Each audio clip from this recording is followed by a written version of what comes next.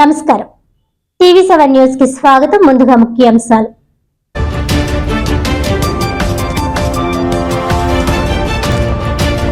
పదో తరగతి ఫలితాల్లో రాష్ట్రంలో 15వ స్థానంలో కాకినాడ జిల్లా.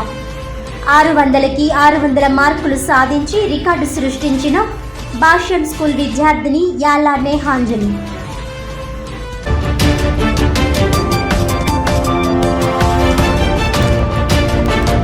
2025 జూన్ నాటికి పోలవరం ఎడమ కాలువ ద్వారా రైతులకు నీళ్లు అందించాలనేది ప్రభుత్వ లక్ష్యం. పోలవరం ఎడమ కాలువ పనులను పరిశీలనలో రాష్ట్ర నీటిపారుదల శాఖ మంత్రి నిమ్మల రామానాయుడు.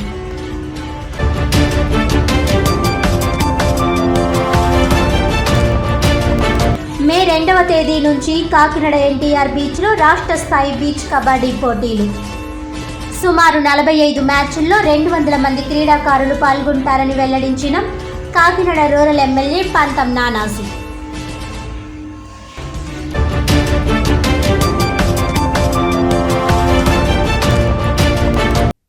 ఇక డీటెయిల్స్ చూస్తే 10వ తరగతి ఫలితాల్లో కాకినాడ జిల్లా 15వ స్థానంలో నిలిచిందని జిల్లా విద్యాశాఖ అధికారి పిల్లి రమేష్ తెలిపారు.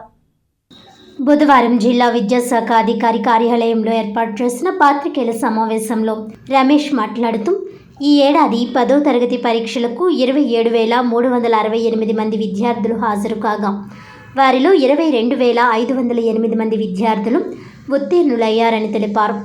82.24% ఉత్తీర్ణతను కాకినాడ జిల్లా సాధించిందని ఈ సందర్భంగా తెలిపారు.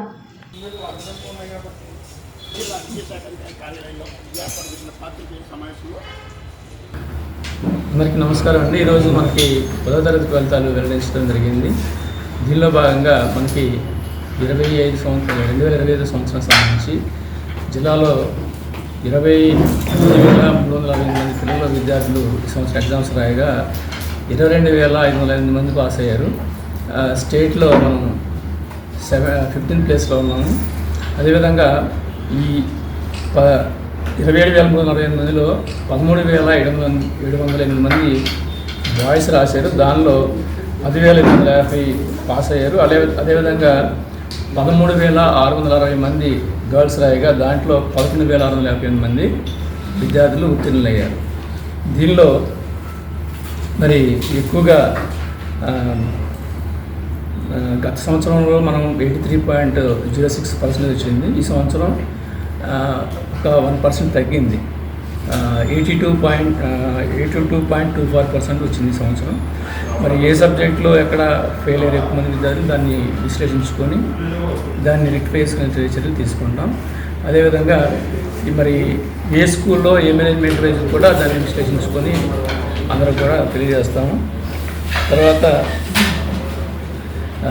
మనకి ఫస్ట్ క్లాస్లో ఎక్కువ మంది పాస్ అయ్యారు. జిల్లాలో 17,098 మంది విద్యార్థులు ఫస్ట్ క్లాస్లో పాస్ అయ్యారు.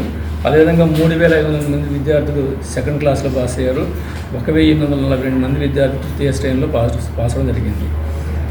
అదేవిధంగా ఏ సబ్జెక్టులో ఎక్కడ మరి విద్యార్థులు మిగతా దాదాపుగా ఒక 5,000 మంది నలువచ్చి ఉంటారు.